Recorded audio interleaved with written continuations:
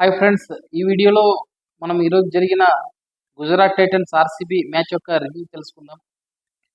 గత కొన్ని రోజులు సీజన్ స్టార్టింగ్లో మనం చూసినట్లయితే ఆర్సీబీ కంటిన్యూస్గా ఓడిపోతూనే వచ్చింది స్టార్టింగ్ నుంచి కూడా. అయితే గత 3-4 మ్యాచెస్ నుంచి ఆర్సీబీ పర్ఫార్మెన్స్ అనేది చాలా ఇంప్రూవ్ అయింది. బ్యాట్స్మెన్స్ పరంగా చూస్తే, బౌలర్స్ పరంగా చూస్తే వాళ్ళు చాలా మంచిగా పర్ఫామ్ చేస్తూ ఉన్నారు. ఈ మ్యాచ్లో కూడా చాలా కంఫర్టబుల్గా royal Challengers Bengaluru match win అయ్యారని చెప్పవచ్చు. ఎందుకంటే గుజరాత్ టైటన్స్ను 147 రన్స్కి ఆల్అౌట్ చేయడం అండ్ బ్యాట్స్మెన్స్ కూడా ముఖ్యంగా కోహ్లీ, డూప్లెసిస్ ఇద్దరు కూడా చాలా వండర్ఫుల్గా బ్యాటింగ్ చేయడంతో రాయల్ ఛాలెంజర్స్ బెంగళూరు అనేది చాలా కంఫర్ట్గా విన్ అయిందని చెప్పుకోవచ్చు.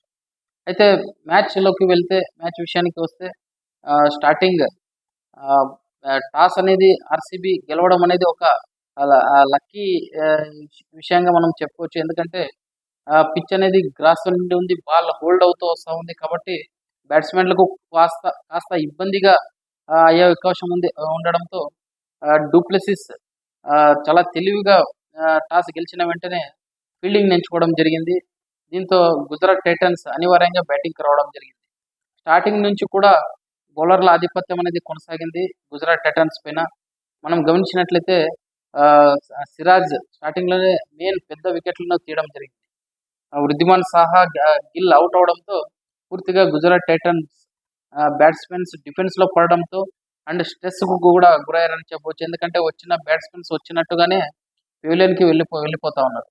ఒకవేళ David Miller and Shahrukh Khan ఇద్దరు కూడా మంచిగా బ్యాటింగ్ చేసి ఉండకపోయింటే డెఫినెట్గా వాళ్ళ స్కోర్ అనేది 100 కూడా దాటే అవకాశం ఉంటుందో లేదనేది కూడా నాకు ఒకానొక సమయంలో అనిపించింది. అంతగా వాళ్ళ బ్యాట్స్మెన్స్ మిడిల్ ఆర్డర్ బ్యాట్స్మెన్స్ అనేవాళ్ళు కుప్పకూలిపోయారు. ఏమాత్రం కూడా ప్రతిఘటించలేకపోయారు ఆర్సీబీ బ్యాట్స్మెన్స్.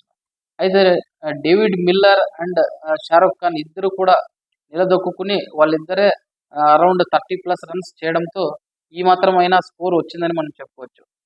ఇంకొక విషయం ఏంటంటే చాలా మంచిగా ఆడుతున్న సమయంలో మన షారుఖ్ ఖాన్ రన్అట్ అవ్వకపోయింది ఉంటే స్కోర్ ఏ విధంగా ఇంకా చాలా ఎక్కువగా ఉండే అవకాశం కూడా ఉండేది. ఎందుకంటే షారుఖ్ ఖాన్ చాలా వండర్ఫుల్గా బ్యాటింగ్ చేస్తున్న సమయంలో రన్అట్ అవ్వడం అనేది చాలా టర్నింగ్ పాయింట్ అని చెప్పవచ్చు ఈ మ్యాచ్కు. లేదంటే గుజరాత్ టైటన్స్ స్కోర్ ఇంకా కొద్దిగా ఒక 30-40 రన్స్ యాడ్ అయ్యే అవకాశం ఉంది. ఎందుకంటే షారుఖ్ ఖాన్ అవుట్ అయిన సమయంలో ఇంకా 3-4 ఓవర్స్ అనేవి మిగిలి ఉండేవి. కాబట్టి షారుఖ్ ఖాన్ రన్అట్ అనేది ఒక టర్నింగ్ పాయింట్ అని చెప్పుకోవచ్చు. దాని తర్వాత తెవాటియా కూడా కొద్దిగా పర్వాలేదనే విధంగా ఆడడం జరిగింది. దాదాపుగా ఒక 20 రన్స్ వరకు చేయడం జరిగింది. అయితే ఈ సమయంలో ఇంపాక్ట్ ప్లేయర్గా వచ్చిన విజయ్ శంకర్ ఏమాత్రం పర్ఫామ్ చేయకపోవడంతో మ్యాచ్ అనేది మ్యాచ్ స్కోర్ ముందుకు వెళ్ళడంలో విఫలమైంది. సో దాదాపుగా గుజరాత్ టైటన్స్ 147కు ఆల్అౌట్ అవడం జరిగింది. మనం గమనించినట్లయితే స్టార్టింగ్ నుంచి కూడా ఏ టీం కూడా చాలా టీమ్స్ ఆల్అౌట్ అయ్యింది అని వినడం అయితే చాలా తక్కువగా మనం చూసాం. అయితే ఈ మ్యాచ్లో అయితే గుజరాత్ బ్యాట్స్మెన్స్ ఆర్సీబీ బౌలర్ల దాటికి 147కు ఆల్అౌట్ అవ్వడం అనేది ఒక విశేషం అని చెప్పవచ్చు. ఎందుకంటే ఈ సీజన్లో చాలా మ్యాచెస్లో కూడా ఒక టీం ఆల్అౌట్ అయ్యింది అని వినడం మనం చాలా తక్కువగా విన్నాం. అయితే ఈ మ్యాచ్లో అయితే గుజరాత్ టైటన్స్ ఆల్అౌట్ అయ్యింది కేవలం 147 రన్స్కి.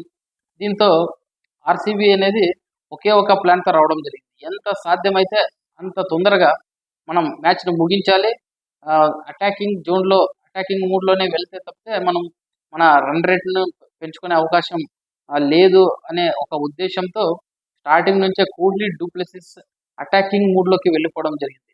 అది ఏ రేంజ్లో అంటే కేవలం 3 ఓవర్స్లోనే 50 రన్స్ ఆర్సీబీ చేసిందంటే ఇంక ఏ రేంజ్లో 4, 6 వాళ్ళు కొట్టారని మీరు అర్థం చేసుకోవచ్చు. ముఖ్యంగా చెప్పాలంటే డూప్లెసిస్ ఎడాపెడా 6, 4లతో గుజరాత్ బౌలర్ల ఒక కాన్ఫిడెన్స్ను కూడా ఇది డిస్ట్రాయ్ చేశాడని చెప్పవచ్చు. 92 రన్స్ వద్ద డూప్లెసిస్ అవుట్ అయ్యాడు. అప్పుడు కేవలం 5.4 ఓవర్స్ మాత్రమే జరిగాయి. అటువంటి టైంలో డూప్లెసిస్ 92 రన్స్కి అవుట్ అయిన తర్వాత ఆర్సీబీ నెక్స్ట్ వచ్చిన 4 బ్యాట్స్మెన్స్ వెంటనే ఒక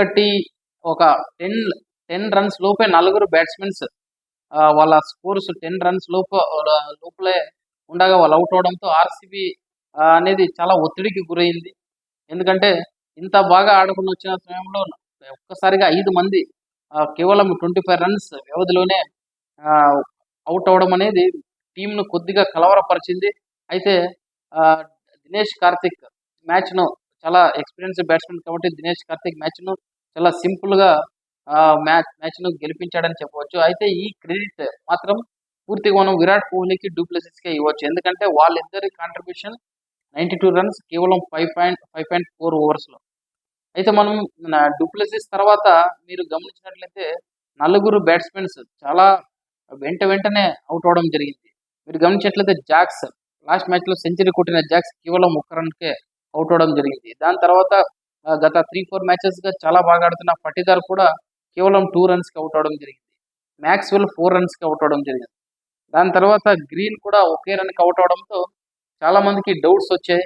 మ్యాచ్ గెలుస్తుందో లేదో ఆర్సీబీ ఇంత బాగా ఓపెనర్లు ఓపెనింగ్ ఇచ్చినా కూడా మ్యాచ్ ఓడిపోతుందా అనే ఒక డౌట్ అయితే అందరిలో ఏర్పడింది. అయితే ఈ డౌట్స్ను తెరదించుతూ దినేష్ కార్తిక్ చాలా బాగా ఆడుతూ దాదాపుగా ఒక 30 రన్స్ వరకు చేశాడని చెప్పవచ్చు.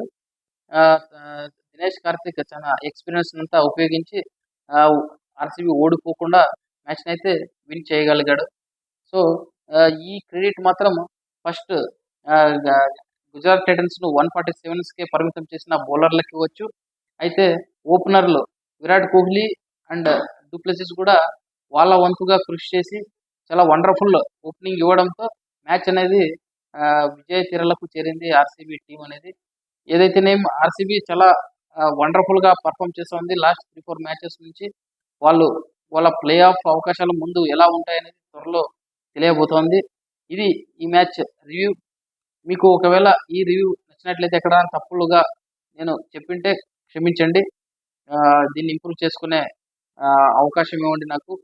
నా అనాలిసిస్ మీకు నచ్చినట్లయితే సబ్స్క్రైబ్ చేసుకోండి, లైక్ చేయండి. సో దీనివల్ల ఈ వీడియో మరికొందరికి రీచ్ అయ్యే అవకాశం ఉంటుంది. నాకు మరికొన్ని వీడియోలు చేసే ఒక కాన్ఫిడెన్స్ను ఇంట్రెస్ట్ను క్రియేట్ చేసే విధంగా మీరు సపోర్ట్ చేయాలని నేను ఈ సందర్భంగా కోరుతున్నాను.